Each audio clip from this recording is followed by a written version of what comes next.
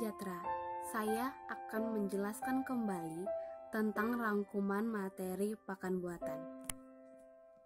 Pastinya, pakan buatan dibuat dengan formulasi tertentu yang mana memiliki kebutuhan nutrisi yang lengkap, sumber kualitas pakan yang terjamin, dan juga nilai ekonomis yang mudah terjangkau.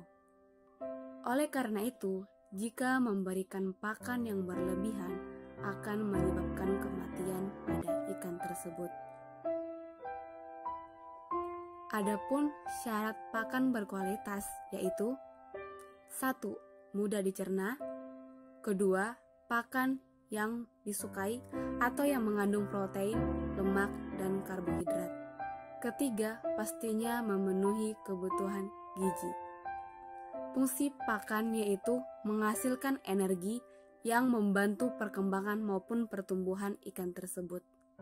Adapun komponen lain dari fungsi pakan tersebut yaitu untuk media pengobatan pada ikan, membantu membentuk warna atau pigmen pada tubuh ikan, menambah cita rasa daging pada ikan tersebut, dan mempercepat produksi ikan tersebut. Ada beberapa hal sumber energi pada ikan yaitu 1. Protein yang berperan sebagai pembentukan antibodi, hormon, enzim. Yang kedua, lemak berfungsi sebagai sumber energi, suplai asam lemak esensial, dan juga prekursor. Ketiga, karbohidrat berperan sebagai pengganti energi jika kekurangan protein.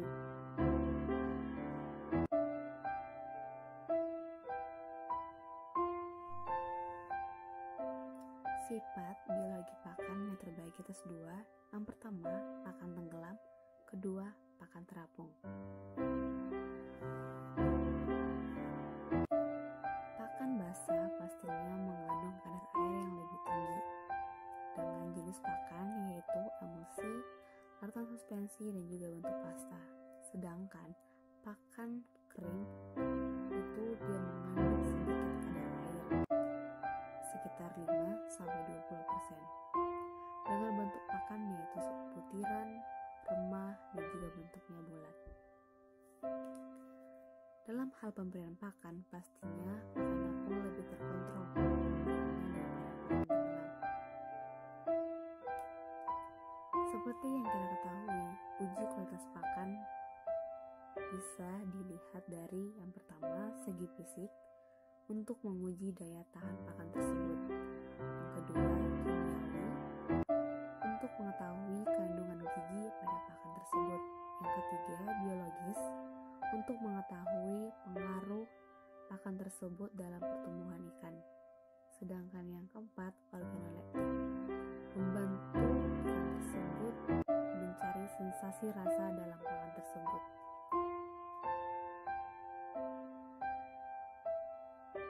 Kebiasaan makan ikan terbagi atas 3. Yang pertama, karnivor. Kedua, omnivora. Ketiga, herbivora. Adapun komponen tambahan yang bukan termasuk penghasil energi yaitu vitamin yang berfungsi sebagai pertumbuhan, reproduksi, kesehatan, dan juga kekebalan tubuh ikan. Kedua, mineral membantu ikan menyerap mineral dalam air. Seperti yang kita lihat di sehari-hari khususnya bagi pembudidaya ikan, bahwa pembuatan pakan perlu dikemas dengan tujuan untuk menjaga kualitas pakan tersebut. Yang seperti biasanya kita lihat dengan wadah pengemasan seperti karung, plastik, dan juga tempat yang tidak menyimpan kelembapan. Sifat kemasan yaitu yang pertama, permeabel terhadap udara. Yang kedua, bersifat non-toksik. Yang ketiga, kadar air. Yang keempat, kuat dan tidak bocor. Kelima, relatif tahan terhadap panas. Sedangkan yang keenam, mudah dikerjakan dan pastinya harga terjangkau lebih murah. Adapun faktor kerusakan pakan yaitu terbagi atas 2. Yang pertama, eksternal. Kedua, internal. Setiap kita pasti mengetahui sifat biologi pakan tersebut. Yang pertama, pakan tenggelam, kedua, pakan terapung. Pakan basah mengandung kadar air yang lebih dominan, dengan jenis atau bentuk pakan yaitu emulsi, larutan suspensi, dan juga bentuk pasta. Sedangkan pakan kering mengandung kadar air yang lebih sedikit, sekitar 5-20%, dengan bentuk pakan butiran dan remah, ataupun bulat. Dalam hal ini kita pasti tahu pakan terapung lebih terkontrol pemberiannya daripada pakan tenggelam. Adapun syarat dalam pemberian pakan yaitu yang pertama, kondisi alat pencernaannya harus berdasarkan umur. Kedua, kemampuan pemanfaatan makanan dalam sisi daya lihat dan juga daya gerak. Ketiga, mutu makanan tersebut. Sedangkan yang keempat, nafsu makanan tersebut. Biasanya dalam pemberian pakan buatan, ikan harus berumur 9-10 hari. Itu pun harus sesuai bukaan mulutnya. Dan bahkan pemberian pakan tersebut harus sesuai dosis dengan umur tersebut. Teknik dalam pemberian pakan yang pertama, pemberian pakan apung, yaitu dengan cara menebar secara merata pakan tersebut di wadahnya.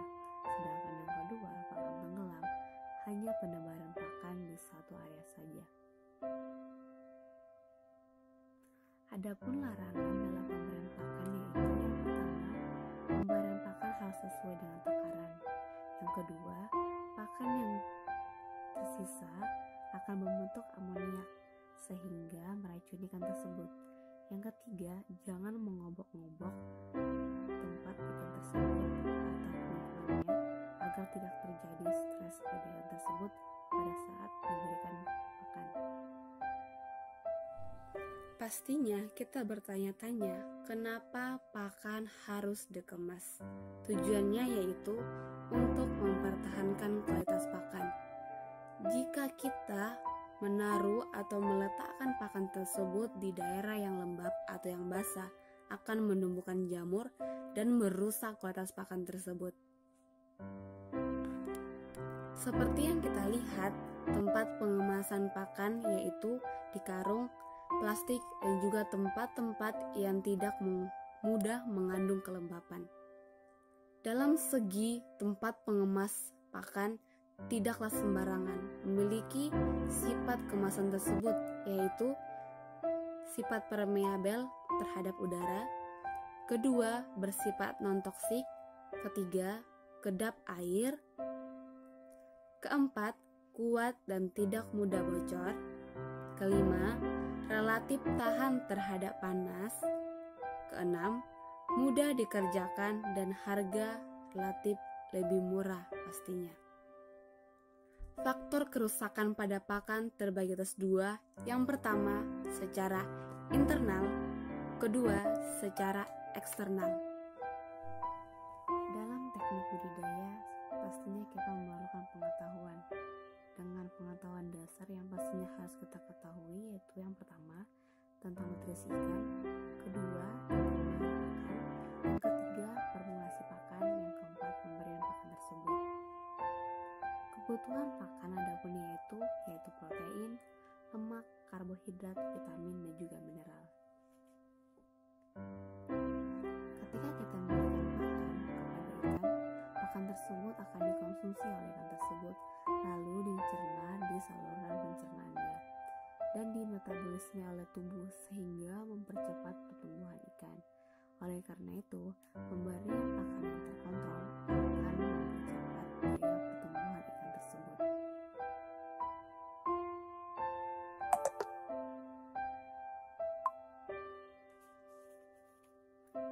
Tingkat kebutuhan pakan terbagi atas 3, yaitu yang pertama, pakan utama, yang kedua, pakan tambahan, yang ketiga, pakan suplemen.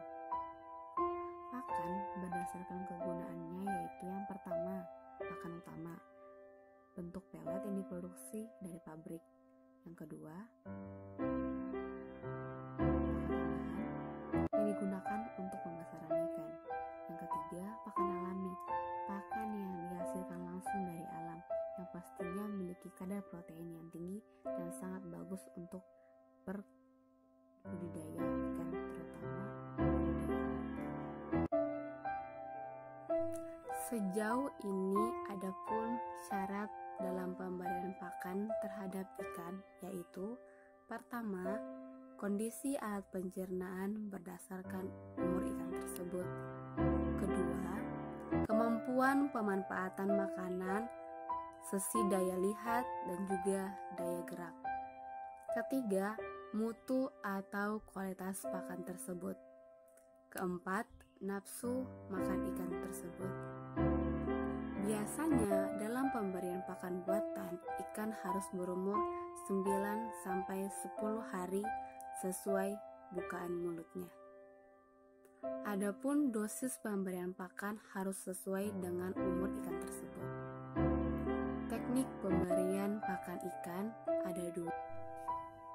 Dalam pembuatan pakan akan dikatakan berkualitas jika pakan tersebut pertama mempunyai ukuran partikel bahan baku yang halus dan juga seragam.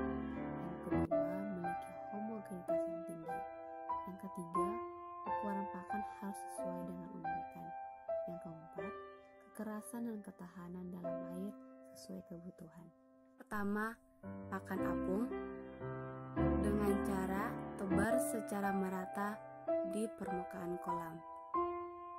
Sedangkan pakan tenggelam, penebaran pakan di satu titik.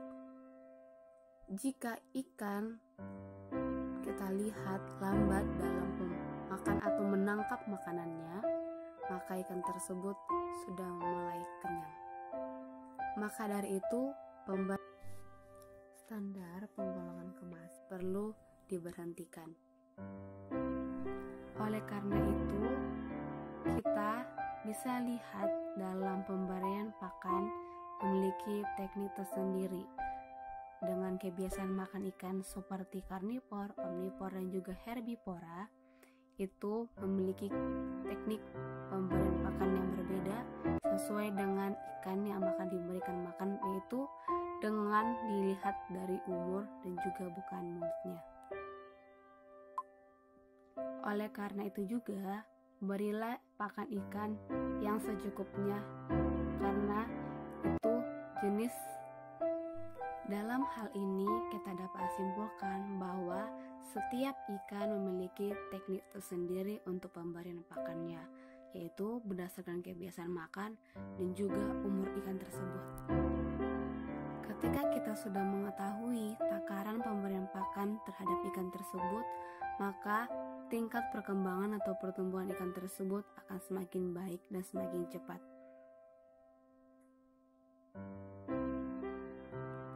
Hindari pemberian pakan yang berlebihan, akan menyebabkan kekeruhan pada lingkungannya dan juga kematian pada ikan tersebut. Maka dari itu, mari kita lebih lagi untuk melihat teknik pemberian pakan agar menjamin kualitas lingkungan ikan tersebut. Saya, Krisdian Setinjak, mengucapkan terima kasih kepada Ibu Andini Klani untuk kesempatan kali ini dalam merangkum materi kuliah teknik pakan buatan. Sekian hasil rangkuman yang bisa saya sampaikan. Terima kasih.